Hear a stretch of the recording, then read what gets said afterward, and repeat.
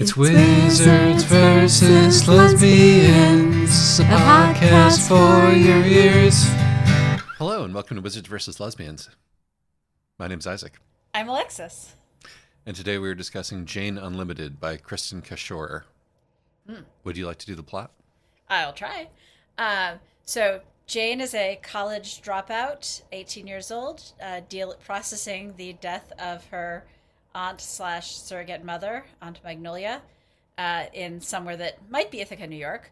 And when her friend/former tutor, who's very rich, Kieran, shows up and says, "Why don't you quit your crappy bookstore job and come hang out in my dad's mansion on a small island off the East Coast for a while?"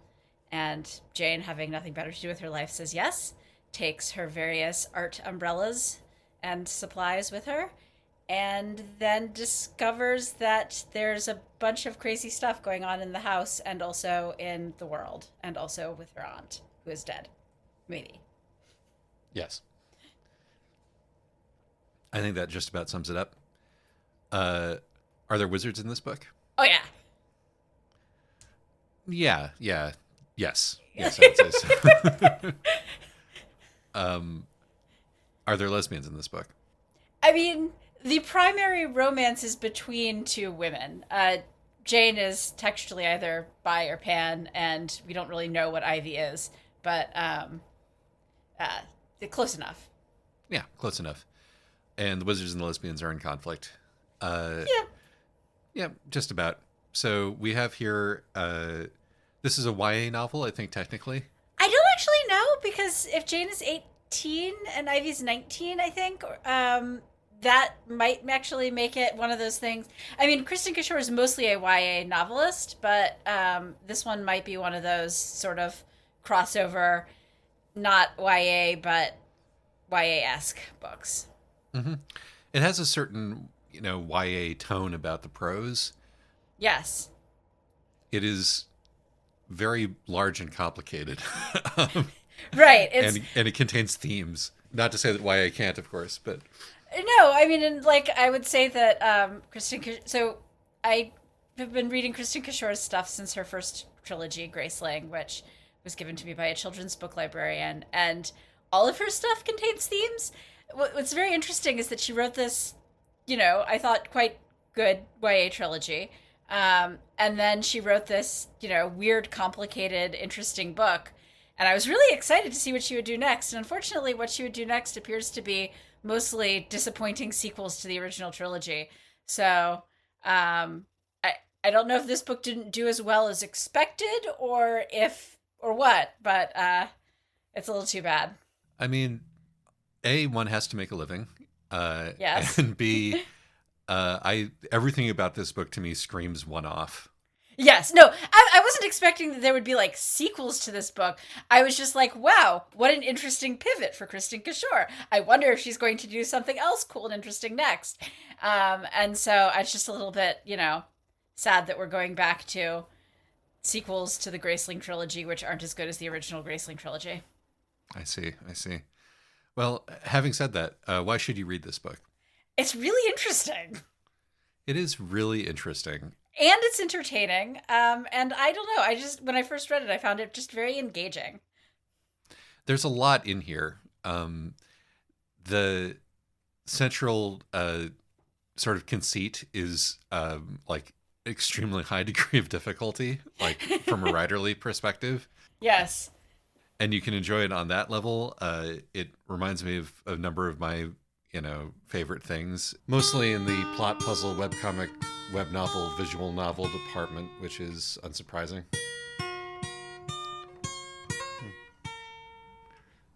Might as well reset the Homestuck counter here just for old time's sake. It's also quite a good book about grieving on a number of levels. Mm-hmm.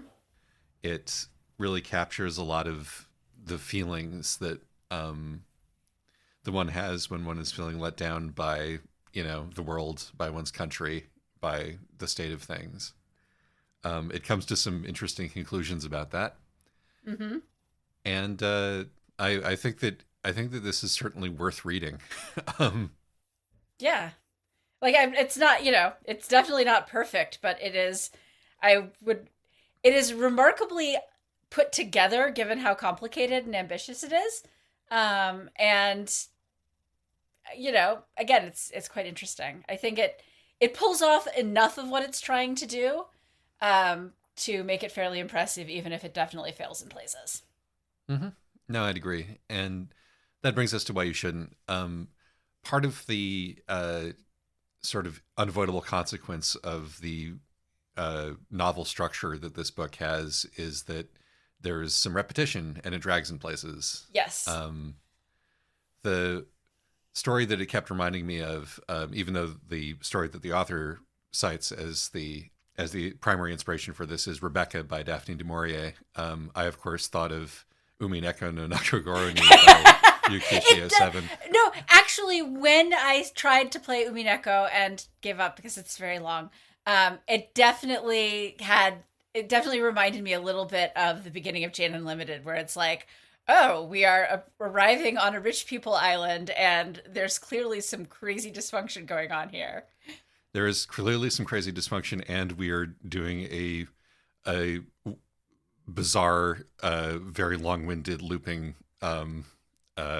structure. So there's something about this, assuming that there is no actual cross-pollination here, there is something about this pretense that gives rise to this idea, I suppose. Or it's a two nickels kind of. When does Umineko date back to? I'm gonna have to look that up. Okay, we can follow up on that later. I mean, it's different because it's also like, when was it readily available in English, et cetera, et cetera. Right. But, the author is also like very clear about in her note about what her inspirations for this was, and Umineko is not present in that list. And I feel like that if it was, that would have been mentioned. But be that as it may, the video game was released in 2007 in Japan, or the first one was released in 2007 in Japan, but it wasn't translated until like 2016. And the book came out in 2017, so there was probably no cross-pollination, because probably not. It takes a while to write a novel. And it seems like this one took a particularly long time, because, and here's a minor spoiler, it started its life as a choose-your-own-adventure book. Yes. It's only a very minor spoiler. Yes. But regardless, as a consequence of this... It is repetitive in places, it drags in places. I think some of the stories are stronger than others. Yes.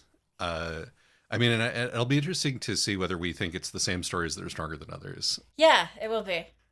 But despite the fact that, I found myself bored in places and really engaged in other places as we went through the story, I thought that the way that they all worked together was very good. Like, I thought that the sort of the gradual escalation worked well. And that, unfortunately, this might be a thing where some less interesting parts are necessary to create that effect as a whole. Yeah, which I think this is a book that benefits from a reread because, among other things, you can skim the repetition. Mm-hmm.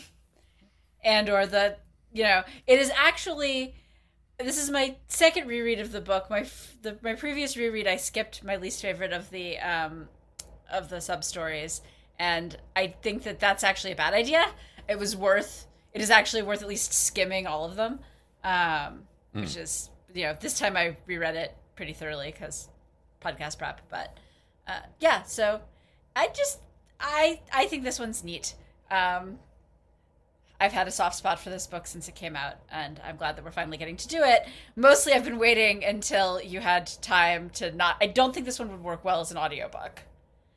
Or at least I can imagine it's a more frustrating experience as an audiobook. I did delve into the audiobook a little bit, and the audiobook also, the narrator, the choice of narrator and tone was a little heavy on the YA, which I would probably have found off-putting, but no, I read this in text form. Plus you miss out on the umbrella diagram if you have the audiobook. And the umbrella diagram is actually kind of useful for, picturing what on earth she's doing with her umbrellas. When I saw umbrella diagram in the table of contents, I thought it would be about laying out the various branches of the book's plot in kind of an umbrella shape, but It's just a diagram of how an umbrella works. Yeah, no, this, if you haven't ever thought about umbrellas, this book will cause you to think about umbrellas. All right, content warnings. There's not actually that many. I found this one actually pretty upsetting. Yeah, no, it's upsetting, but this is one of these things that really highlights the limits of content warnings. There's a lot of stuff in this book that's upsetting, but there's very little that would fall under the category of traditional content warning. I mean, somebody's arm gets mutilated, and there's a sort of a horror section, but everything is. All of the stuff that's unsettling in this book is sort of simmering beneath the surface. Injury to dog. That's true. Injury to dog. But yeah, no, the major reason that the major content warning is that I personally found this book triggering, and how does one convey that within I suppose actually the category of if you've recently lost a loved one or a family member who you have complicated feelings about, this may bring up some of that. And because it's very good at evoking the consequential feelings downstream from that. Yeah, but really, again, but as far as things that actually happen in the book, yeah, a lot of it is about. Well, it's not just a matter of things that actually happen in the book. A lot of the things I think that make this book somewhat unsettling are about tone and symbolism and the use of repetition to create a certain mood, and that's not really something that you can effectively content warn for, which again is part of the limitation of content warnings and part of why we do a fuller pre-spoiler summary. There is mind control. Oh yeah, I forgot about the mind control. That is a category that people do tend to mention in these things. That's true. No, you're right. There's definitely mind control. Okay, so shall we? Yeah, let's go to it. All right. It's time for spoilers. Spoiler zone. Spoilers. Spoiler zone. Spoilers. Spoiler zone. Spoilers. Spoiler zone. No. So yeah, this book is about a lot of things. Yes, it is. A really surprising number of things as it unfolds. Like an umbrella.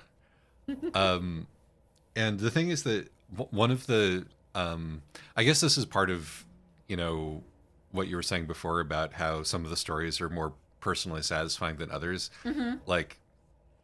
I think that each of the stories has a solid overarching theme that bleeds into the next solid overarching theme. Yeah. And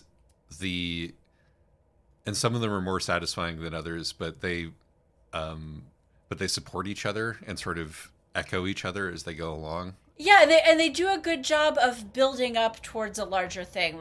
The organization and structure. So for people who haven't read the book and are skipping the spoiler zone anyway, there's a moment after the first chapter where Jane gets to decide which of 5 paths she's going to take, and then each of those 5 paths is a different genre of story. We have a mystery, we have a spy story, we have a horror story, we have a science fiction story, and then we have a very classic portal fantasy.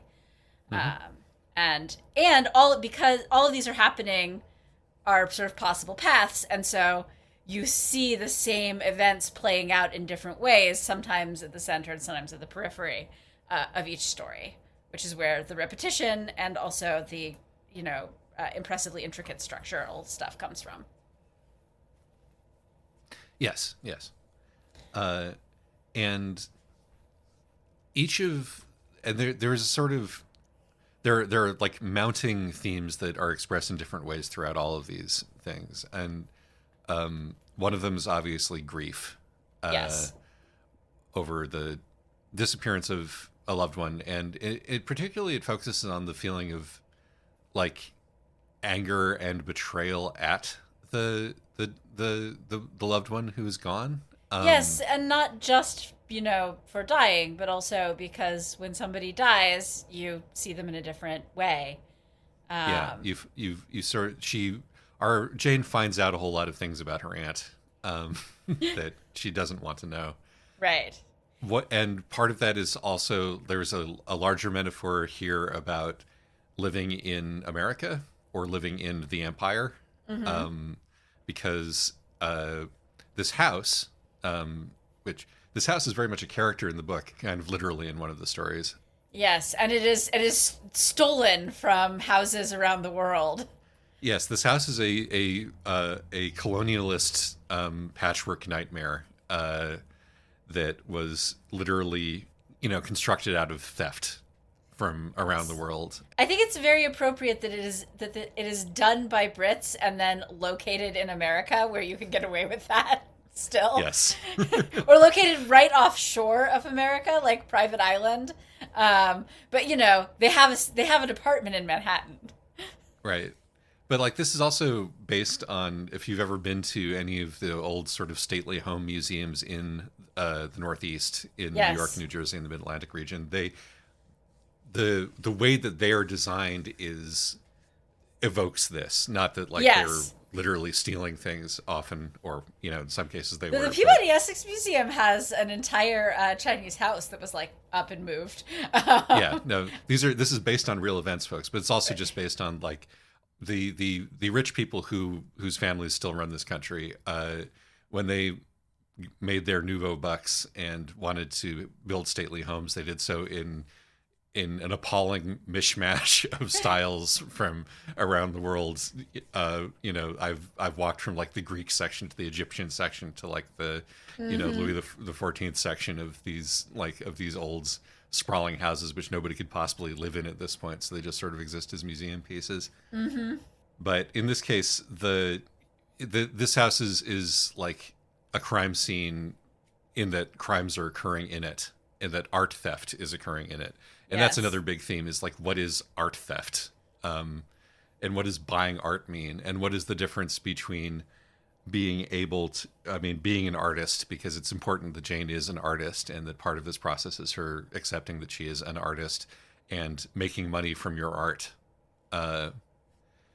And part of the loss of innocence that Jane is experiencing. And it's like the one I liked the first story, probably not necessarily the best of all of them, but like the first story is the most reasonable and grounded and the most satisfying. Yeah, the first story definitely is the one that feels very complete. I have a soft spot for the dimension hopping one, even though I think it feels the least complete. It's the silliest. It's the silliest, but we can get to it later. But I think there's actually some important stuff going on in there. Oh yeah, definitely. Like I do think there's some important stuff going on in all of it. Yeah. Because we're taking a sort of a very very basic theme and iterating it, which is like, and the very basic theme in the first one is that your fantasy of liberation from your like difficult and painful life by these rich people, who are going to make you rich by buying your art, or at least make you comfortable, set you free, Mm-hmm. is that then you are theirs. Yes. And like that's like the base level of the metaphor, because that's what happens in the real world. If you have had the experience of having friends who are much much wealthier than you are, and the interesting ways that interacting with them makes you feel, and how that may or may not eventually poison your relationships with them, that's present here, certainly. Mm-hmm. And the various ways in which she feels validated, or seen, or the ways that she thinks about herself are changed by these people with wealth and taste reacting to her art. Mm-hmm. And how that can be, in some cases, like intoxicating, in some cases feels like a seduction, in some cases feels like a rape. Like I think when Colin is looking through her umbrellas, who Colin is later revealed to be one of the art thieves, and also and also just like a creep. the scumbag of the novel, is it captures that feeling of violation very well, while also capturing that feeling that this in a world that isn't about to spiral off into iterations on fantasy, this is in fact probably her ticket to money. and that dealing with the Collins of the world, Is the cost of that. yeah, is the cost of that. Though I really love that, Colin tries to rip her off. Colin is like, oh yeah, you could probably make a couple hundred per umbrella. And then Ravi is like, oh, I'll give you 1,000. Ravi's like, yeah, how much do you want for it? And she's like, I don't know, 1,000 just to joke. And he's like, done. Being able to run back the same scene with two kinds of men playing the part of the rich collector is part of the strength of this structure. We get two takes on what this kind of transaction can be like, both of them off-putting, both of them playing with the gender difference, that intertwined with the buying of very personal things, but making the distinction between how it feels with an enthusiastic but careless rich kid and an outright predator. Sort of the first story having established that theme, and very neatly, showing us why Colin's a bad person and why he shouldn't be in a relationship with Karen and all of this. And you get a little bit of like dramatic, fisticuffs and gunplay out in the woods. But then that sort of leads to the next question, which is like, how did Aunt Magnolia make her living? Yes. Yes. Because, right, which is great because, you sort of get Aunt Magnolia as this idyllic, you have this sort of idyllic past that she had just recently lost. Not only did she lose her aunt, but she also lost her nice, comfortable apartment where she doesn't have to live with 3 stinky grad students and, and all this, having all this cool photography around and support and space for her art. And, she had this sort of, and also being able to go to college and having, somebody to help her with her biology homework. Like, she had this very secure, supported place. And then this all vanishes when her aunt dies. And so, getting to find... Then you get this story about, well, how can Jane possibly feed herself in the future? And which does sort of lead to the question of, so how does somebody who's a nature photographer and adjunct biology professor manage to pay for a nice 2-bedroom apartment, in Fall Creek or wherever? Not to mention all the international travel. Not to mention all the international travel, right? And, so then we get our and then we get our second story. And it's like I feel like part of this whole reckoning and betrayal process is that, like, of course, as a child, you don't think about why you're able to live the way that you live,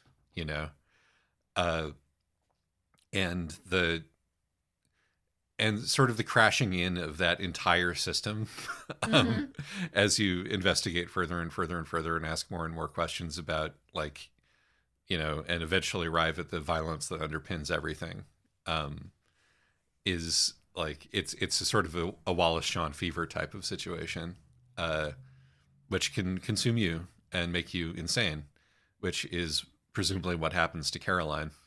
Not Caroline. Charlotte. Charlotte, thank you. It's important that her name is also Shark, almost. Yes. So, which of the stories did you like the best, and which of the stories did you like the least? I think probably I like the first one the best, and I like the second one the least. I think the second one is the messiest. The third one is the one I enjoy reading the least. The third one's the one that I skipped on my second reread. And then I like the fourth one. I think the fourth one is initially very silly, but I think it's more interesting than it lets on. And then the final one, I liked better the first time I read the book. I think that on reread, I found the final one a little disappointing, but, I think all of them have strengths and weaknesses, but I think that the second one was the one where it's just a little overstuffed. Yeah, I think, if I'm going to go to bat for, like, why that is, because I agree with you broadly. Like, the first story is the most satisfying as a narrative. The second story is a mess and also is the one that drags the most, because you're establishing what's happening. It contains the most direct repetition from the story before it, right. Which is boring. Right. The third story is very unpleasant to read, although that is on purpose, of course. Yes. The third story is supposed to be about like brain fog and grief creating making you stupid and making you crazy. Yeah, honestly, I gotta say, I liked the third story a lot more on this reread. Possibly, having dealing with long COVID, I found it um, equally distressing, but in a I feel seen way than in a this is horrifying way. Right, exactly. Um, the fourth one well, we should spend some time talking about the fourth one because Yeah. I'm interested in your takes on what the fourth one brings to the table. And to me, at least, Mm-hmm. like it's as you say, we're going from genre to genre, but it's also like an expanding pattern of fantasy. Like Yeah. we're layering fantasy on top of fantasy on top of fantasy on top of fantasy as we go. In this, because I think the other big theme of this book is escapism. Yeah. And the by the time that we get to the fifth one, which is like, we've managed to we've managed to escape the mundane quality of our own life. We've managed to escape, we've managed to like get a somewhat satisfying explanation for, or like balancing to the crime, because we've discovered the good feds in the second one, which is why the second one doesn't work. Right. Because there's no such thing. We've gone through the madness and survived the madness, but now we still need something that fixes it at the end, that Yeah. fixes the grief, that fixes the loss, that gives us back our aunt. And to me, the fifth one is just completely nothing, because it is just pure fantasy, and pure escapism. And it's like it checks off all the boxes of all like the most comforting, as you say, portal fantasy stories. Like you get your never alone mind meld, doggy friend who can never, who is like biologically incapable of abandoning you. And you get to be reunited with your aunt who has an explanation for, where she's gone and why it's happened. And then you get to take your lover with you into the other world. Or, the person who you're currently, desperately crushing on in an attempt to get your mind off what's going on with you.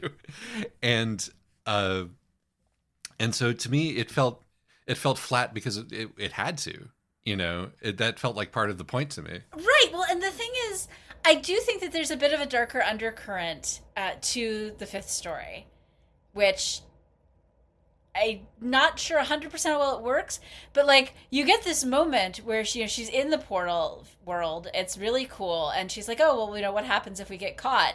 And her best, her mind bonded dog friend is like, "I will try to hold them off while you run." So Right. you sort of and you get this. So even though the portal is supposed to be perfect, and Aunt Magnolia will tell you that, oh, yes, well, we fixed all the problems that previously led to the near genocide of the sea bears. And the, dog will be like, oh, well, we have sustainable power and no global warming. But you see all these little hints that something is not great here either. There's like, for one thing, it's a monarchy. For another thing, there's, the Duchess has spies everywhere. And there's all these and there's like all these hints that the relationship with the dog isn't perfect. Like, he doesn't like being hugged. Yeah. No, I think there's a reading of this where, in fact, this is an elaborate metaphor for Magnolia having defected to the Soviets. Right. But I mean, the thing is that part of it is sort of, even if you get back the person, like the grief the grief and the knowledge about this person. I mean, in some ways, this is also just like a good metaphor for understand. Like, even if your parents live, understanding that they weren't actually necessarily good people. Yeah. And so, I mean, she's justifiable. I mean, her Aunt Magnolia faked her death, didn't really tell her anything, gave her a sufficiently useless hint. You gave a fairly unreliable, overworked person a sufficiently useless hint to pass on that, in only in the fantasy world is she able to manage it, and only then through, a staggering coincidence. And then it's just been like happily living in this other world, not worried at all about what is going on with her 18-year-old struggling to survive niece. Yeah, adopted daughter. Adopted daughter, right. And so, like, honestly, Jane should be a lot angrier than she is. And I think probably she will be over the long term. But there's this, so even having gotten Aunt Magnolia back, it's never going to be the same. Mm. And I think that is for me, even though emotionally the fifth story falls flat in certain ways, I think thematically it doesn't wreck the book for me in the way that a sort of a flat ending often can, because I do think there's enough going on here that it does actually still complete the emotional arc of the story of the book, and it still gives you something of a satisfying, complicated ending. It doesn't say, and now everything's great. Yeah, that's definitely not what I took away from it. I came away from this book feeling like this was a very sad book. Yes, a very dark book. Like, it is. I mean, the thing is that there is this sort of undercurrent of hopefulness, but it's not about Aunt Magnolia. It's her friendship with Karen and the sort of possible romance with Ivy. Particularly because one of the things you see, I mean, so the Ivy romance really worked for me because even though, like, I think they barely even hold hands, I think they get one very awkward kiss in one of the stories, but like, because what you get to see is that in every iteration, the thing that brings them together is they think that the other one is neat, and Ivy is sort of, and they both want to communicate and support each other. Actually, part of why the fourth story works for me is that it's the one that really sells me on Ivy as a good love interest. Yeah, no, I do enjoy the things that they have in common is that they are they are craftsmen. They're craftsmen who are who make crafts that would be considered high art within the economic frame of what's going on here, because they have to be, but they're making they both make useful objects as opposed to decorative objects. Yeah. Although they do it in a very decorative way. And sort of by the same token, this is a book with a lot of high art references in it. But it is the thing that Ivy and Jane bond over first is Doctor Who. Yes. And so it's like there's a regular person, real world connection going on between the two of them, even as they're surrounded by this sort of spiraling, hysterical tone, and of course all of this money, which is like part of the reason why every time that she discovers the carvings that Ivy has made in the table in her workspace, she's sort of newly grounded. Yeah. If only temporarily in some of the cases. Yeah. I do also want to note one thing I think this book nails really well is that awkward feeling of being the poor friend hanging out at the rich people's house, where you're like, I feel much more comfortable around, the staff, but I also can't just like hang out with the staff because they're working. Yeah, it's not good. It really nails that I am completely out of place feeling. Yeah, that's a tough one. I find that I say that's a tough one a lot these days. It's my go-to when confronted with situations that are appalling, but I mean, what can you do about it? So tell me more about your feelings about the fourth story. So the fourth story is we are going into a parallel universe. Into a very silly parallel universe. And discovering the sort of the consequences of, yes. And like this makes sense. This is what I thought the whole book was leading up to. I was expecting that to be the last story. And then we get the Portal Fantasy, which is actually also sort of a really nice rug pull. Yeah. To be like, oh, actually, this isn't even the ultimate. This isn't even like the ultimate secret here. So, for one thing, as I believe I said when we covered the Space Between Worlds, I love multiverse stories. I think that because like time travel stories, they are a way to think about what would be different in my life, and they're a way to think about what makes you fundamentally you versus what is in which ways are you the product of your circumstances. And of course there's no right answer ever, but I think that multiverse stories often work really well to sort of explore which parts of myself do I think are fundamental and which parts of myself do I think are conditional on just one thing having gone differently. um, so and I think that this one works really well for that, despite the silliness. Partly because the silliness is actually a nice antidote to the horror. definitely. I'm also on record as being the person who always sort of ends up believing the most depressing. If there's an ambiguous ending, I can't make myself believe in anything but the most depressing reading of it. So having these 5 stories and putting the horror one in the middle and then switching to something very silly is actually a very good antidote to that. But underneath, I mean, so this is the one where she sleeps with Ravi, or where she doesn't sleep with Ravi, where she kisses Ravi, and where her alternate self sleeps with Ravi. And both of them understand very quickly that this is a terrible idea. Don't sleep with your rich best friend, with your rich friend's twin brother, who's charming but kind of a fuckboy.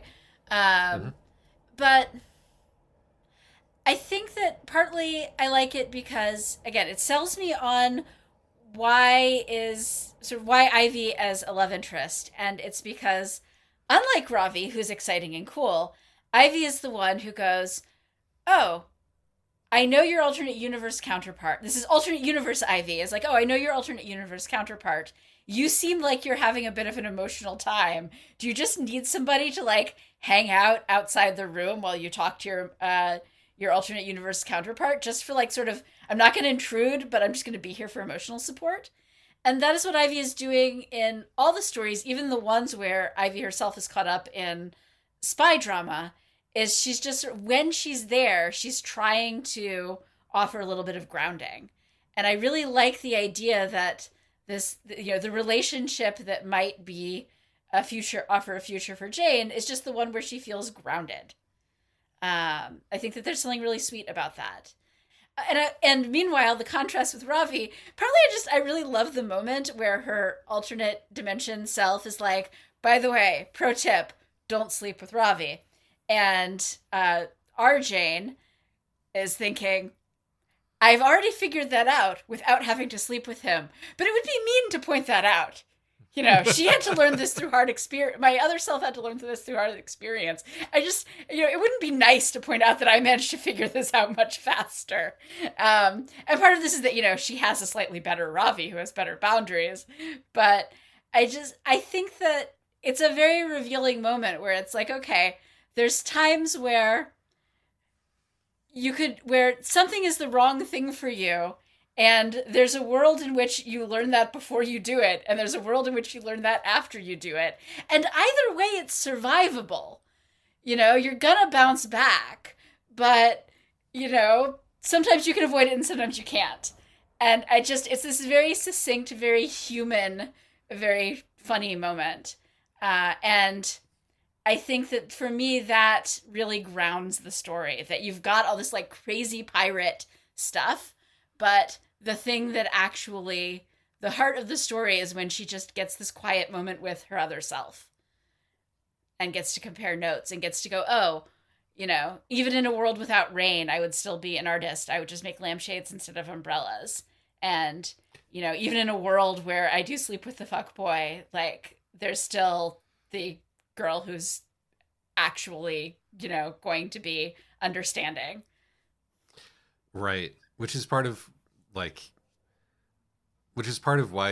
pivoting from that one to the Portal Fantasy sort of is so unnerving, and gives it such a darker shade to the ending. But yeah, no, I think that the thing that we tend to do when we are in, or at least the thing that a person like me who is anxious and has, and obsessive in terms of what I think about does when one is in a bad situation is one thinks about all the choices that one has made that has brought us to that bad situation, and what could have happened differently, what could have been done differently. And multiverse stories are a great way to to delve into both like that process and also the ways in which that process can be helpful or unhelpful to a given person who's perseverating over it.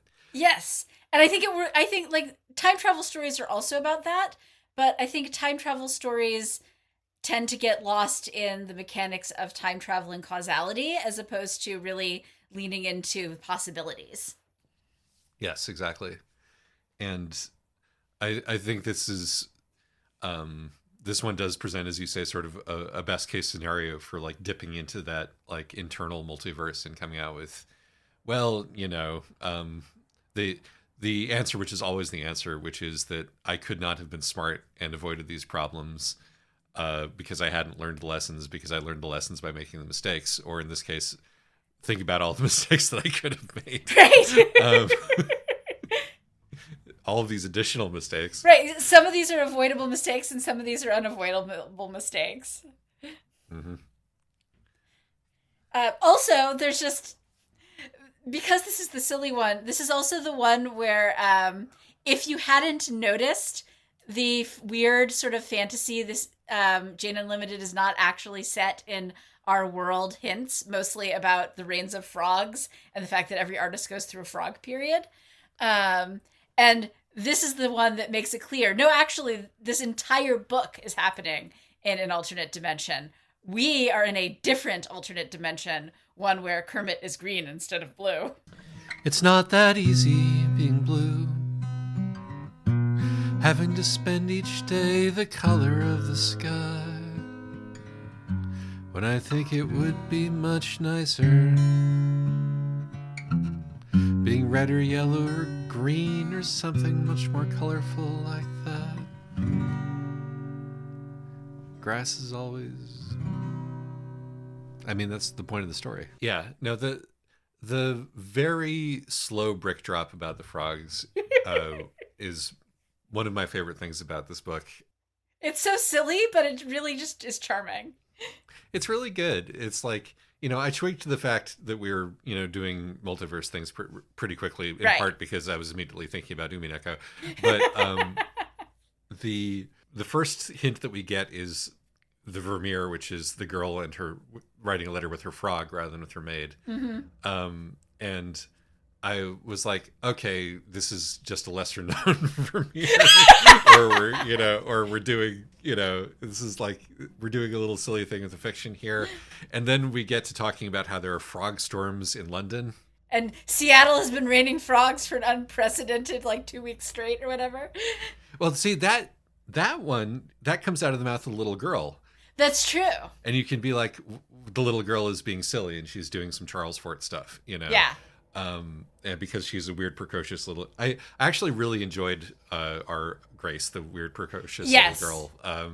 There's a good way and a bad way to do that. And I think that this one really managed to make her 8 years old while making her super smart. Yeah, I think so too. Which is not something that everybody pulls off when they have a character like this. But I'm actually kind of sad that we only got to see her during the story that I liked the least, although it did help that she was there during the story that I liked the least. Yes, definitely. But regardless, so that is dismissible, and I was thinking frog storms, maybe that's a term for for a downpour that I'm not familiar, and then at some point it's like, oh wait. Which, I mean, unfortunately, that also means that there should have been something about how these umbrellas need to be constructed in such a way that they can absorb blows from frogs. I think they're just very small frogs, honestly. Okay. No, that certainly makes sense. Because the other thing is, it also rains regular rain in this world. Yes, that is true. It's not exclusively rains of frogs, but... No, it is my favorite thing that well, maybe my favorite thing in the book. There's a lot of things that this book does that I really like, but that is certainly worth mentioning, as just so clever and not in an irritating way either. It's so unobtrusive until it, like, until it's impossible to avoid it by the time the fourth story runs around. Mm-hmm. Yeah.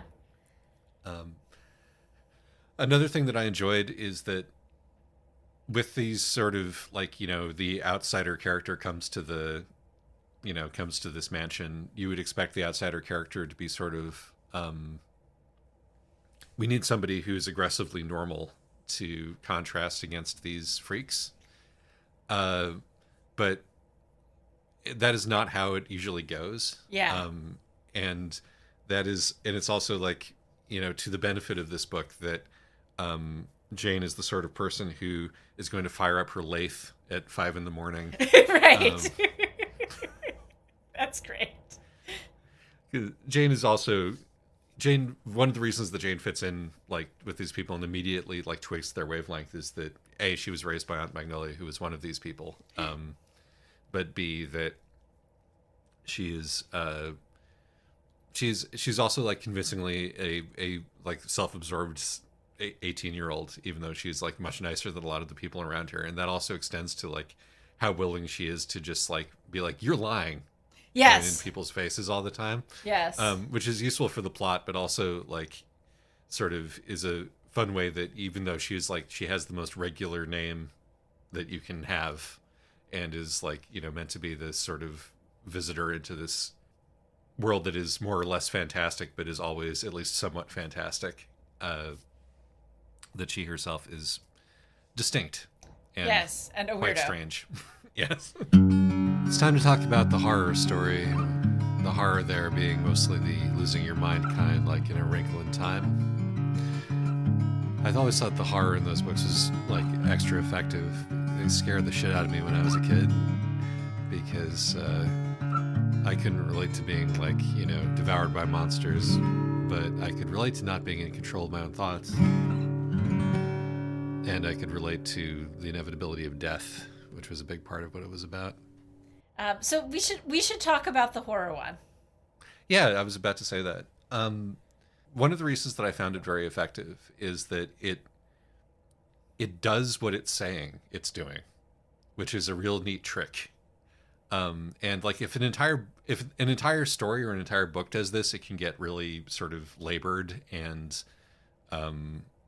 you could start rolling your eyes at it. But the fact that it's confined to just this little bit means that you can just sort of, like, soak it in, because, like, the story is like, we are presenting a library in which all of the stories are about the pain that you are experiencing. And by you, in this case, we've all been entrained into the pain of the stepmom of the house, who is so unable to reconcile herself to the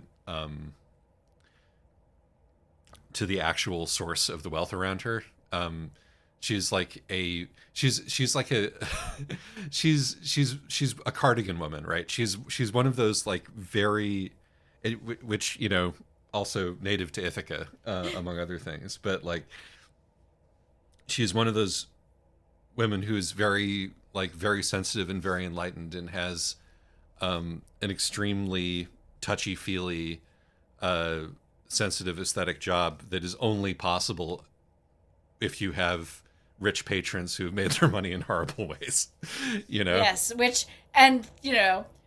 she, even before the book, even before she marries Kieran and Ravi's father, Octavian Thrash, she's already suffering from it because she's stuck in Las Vegas designing fancy house buildings. Right, exactly. And so she comes to Reviens, the cursed mansion on this island, and becomes literally absorbed into it because she is trying desperately, using her art and her creativity, to create a solution to an unreconcilable problem. Right, which is where all this wealth comes from.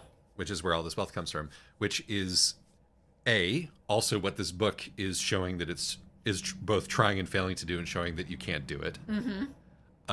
the book that we were actually reading, Jane Unlimited, and then is also through the metaphor of this library, in which the stories are all altered to be about her struggle, is a great illustration of what happens to a person who, like, I'm not saying this is how everybody deals with things, but who, like me, goes to narratives to find answers when they're feeling, bad, or when something bad is happening. Right. No, it's amazing how many stories become about trauma when you're trying to process your own trauma, or how many stories become about grief when you're mourning, or, Exactly. And this one actually is, which is helpful. Right. You're not hallucinating it. But I think that the metaphor of turning, like, as comforting a childhood story as Winnie the Pooh, I don't think that's a casual choice either. It No. is by an Englishman, written in the height of the empire, and all of those stories, like, if you peel it back a little bit, are, that child's playground is built on the empire and the understanding of what the empire is, with his expositions, Mm-hmm. and all of that stuff. Have you ever stopped to wonder why there's a kangaroo in the 100-acre wood? Empire leads itself to invasive species. Call that the colonial boomerang, mate. Oh, that... I regret that immediately. Well, also being like, the symbol of childhood. Exactly, while being, Of like an Anglo-American childhood. Mm-hmm. Christopher Robin really didn't enjoy being made into that symbol, incidentally. Well, that's actually really thematically appropriate for this story. Yes. But the point that I'm trying to make here is that, like, it works on a lot of levels. Yes. And in addition to working on a lot of levels, it is also, really viscerally upsetting to have these bad things happening inside Winnie the Pooh stories. It's like, you could, if you just present it on its face, like, here's a Winnie the Pooh book in which, like, it's a dark, unpleasant version of what's going on in Winnie the Pooh book. It's like, oh, okay, we're doing the grimdark fairy tales. Right, and that was why the first time I read this book, I had that reaction. And I think on the reread, I mean, again, I read this book almost 10 years ago when it came out, on the 8 or 9 years ago. On the reread, it worked a lot better, partly because I realized that it was doing more than just that. Yeah. Also, it's like, it's well executed, even just doing that. Yeah, but I had really out of patience for, oh, look, it's your childhood, but with creepy music playing over it. It's a real easy well to go to, and it's really difficult to do it well, which is why it's kind of remarkable that this does it well. But I think you're right that part of why it works is that it isn't just, oh, this is your childhood. This is a very carefully chosen story that works really well with the other themes of the book, and that it is also, a lot of it is about the, corrupting a narrative. Yeah, very much so. It also helps that the library itself is beautiful. Yes.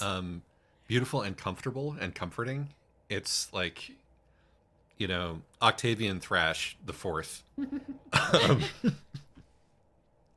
presumably by his name, an eighth son of an eighth son of an eighth son of an eighth son, thereby making him a hyper wizard. Right.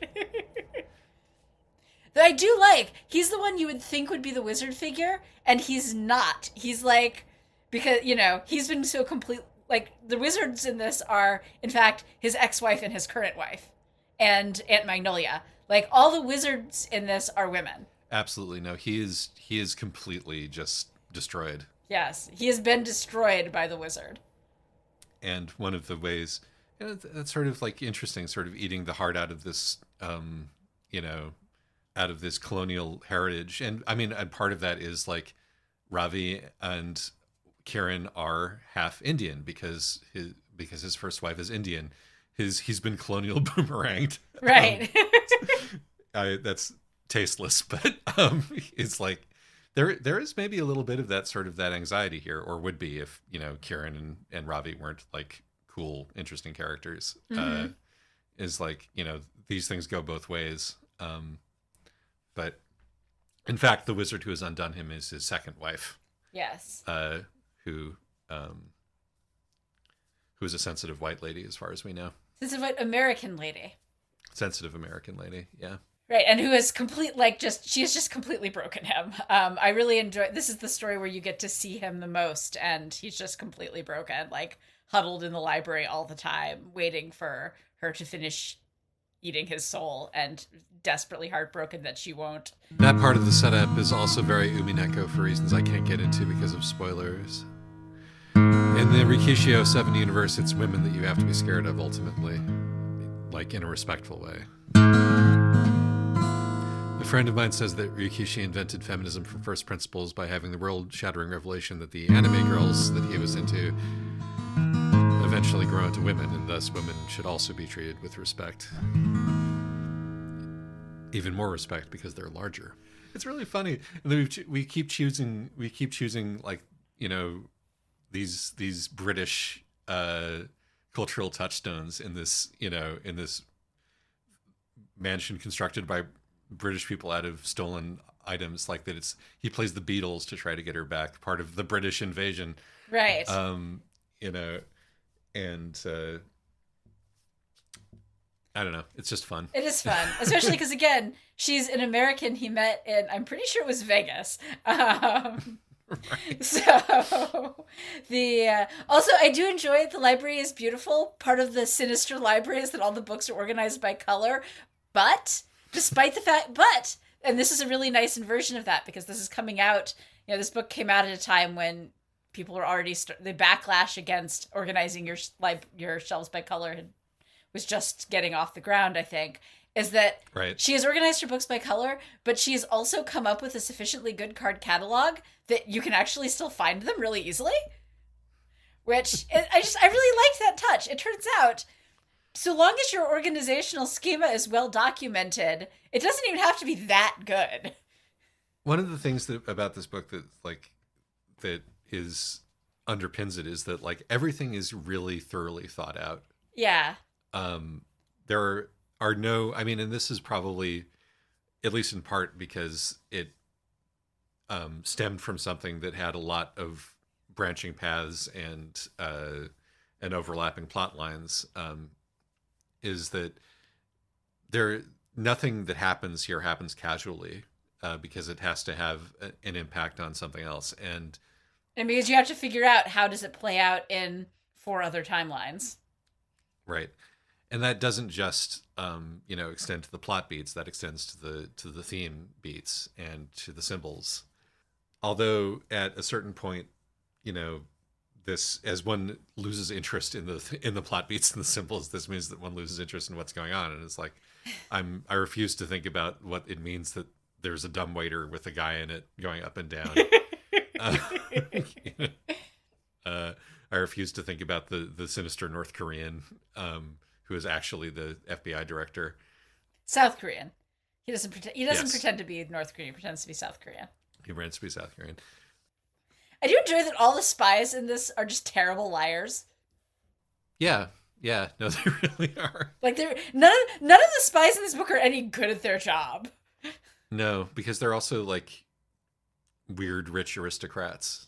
Right. Even like the quote unquote servants, like the servant family, are also like weird rich aristocrats who, because that's the lifestyle that they have led over the course of being, intertwined with the Thrashes. I enjoy it, especially because this is very much a take on a sort of James Bond style spy story, as opposed to, a John le Carré style spy story. And yet, all of these spies are, in fact, terrible at their jobs and also at, like, interpersonal everything. Notes. I do want to note, I think, I like that in the horror one that Jane dies, partly because it really drives home the ways that these stories have to be distinct. She can't have everything. She gets, she has to choose a path, and there's going to be things that she will get or lose out of them. I thought that was it's a good choice, even if it does, make the story even more distressing, like watching her get absorbed into the soul of the house. And I think that was, I wanted to talk a little bit about Kieran. Yeah. Because, she could have just been the rich friend, and she could, either the clueless rich friend or the cool rich friend. And in some ways she's the cool rich friend, but I like that she's got her own stuff going on that we slowly understand. First it's like, okay, well, she has this crappy boyfriend that she's dating because he's socially acceptable, and she has this complicated thing with the servant guy who's clearly the one she's really into. And then you go, oh, okay, well, actually part of why that's complicated is because the the household staff guy is secretly a spy and has been lying to her. And then it's like, oh, well, and also part of the problem is that she's seen all these multiverses where she's done much cooler things, and her relationship with Patrick is so much healthier. No wonder she's depressed and aimless.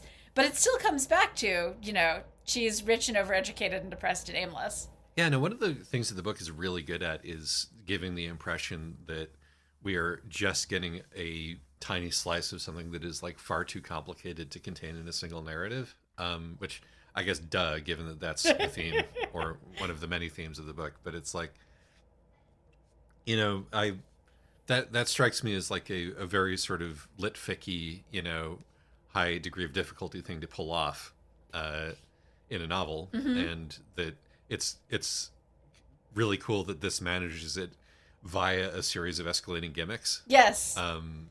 Or maybe in spite of a series of escalating gimmicks, because I think that might be more part of the skill of the author than the gimmick. That one really does feel like all of the, like, at least our more essential characters do have like these significant inner lives, and the way that they interact with Jane is a part of that. I mean, some of them are more streamlined than others, but yeah, no, I think that Kieran particularly really does feel like a fully realized character, even though we don't get to spend very much time with her throughout the course of the book.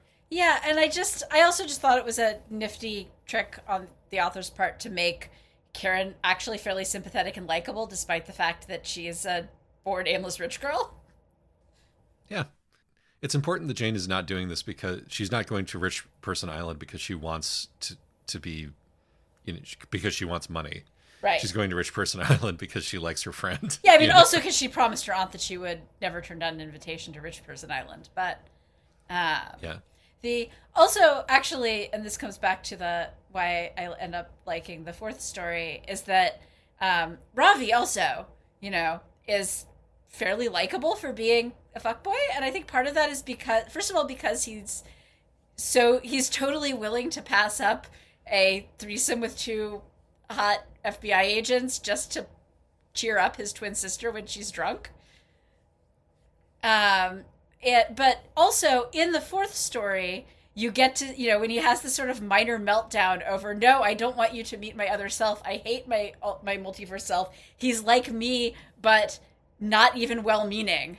And I thought that was a really good character beat for making Ravi like a little bit more three-dimensional and likable. Both of them are very much sort of could have been very stereotyped one-dimensional characters, and they each get at least one moment. Kieran gets multiple. Ravi mostly gets the one or two.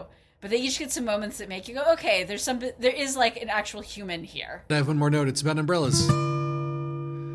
The last thing that I want to say is that I really like that Jane gets to make a thematically appropriate umbrella for every story. Yes, each story is about her, is a way of both sort of processing her grief and her understanding of the story around her, and each one is distinct. Yes, indeed. I particularly like that the Dark and Evil story gets a Dark and Evil cursed umbrella. Right, which is still, but like, it's still covered in glitter. The Dark and Evil story is an umbrella that has a cartoon version of one of the characters in jail covered in glitter. And the umbrella in the really silly story is this very classy plain black umbrella. This is a really good book. I think that's some very nice, like, artistic contrast. Yeah, actually, the umbrellas really worked for me as but as okay, I'm really sold on these umbrellas as art objects and as a way that she is in fact sort of processing things. And not every umbrella is like a straightforward processing. Some of them are to figure things out. Some of them are just to try a new technique. Some of them are to recapture an image. They were just very effective. They did a good job of selling me on Jane as an artist. Definitely. And they're fun. Like, you will definitely think more about umbrellas reading this than you probably ever have. I don't know. Do you not think about umbrellas? I think about umbrellas. Umbrellas are neat. Are we ready to leave this story behind at that point? I think so, yes. All right. Well, in that case, be with us next time for more of this podcast. Thanks, everyone. Bye. We've done 5 years stuck on your ears. 5 years of holding back tears. It's been 5 years. My brain hurts a lot, but that's unrelated. So back to the plot. We've done 5 years of Les versus Wiz. 166 hours of this. It's been 5 years. That's really a lot. Completely unsure how much more we have got in us. But we're going to do a Q&A episode about it. So if you have questions for us, send them to wizardsvslesbians@gmail.com or message us on Tumblr or Blue Sky. You can ask us literally anything about anything.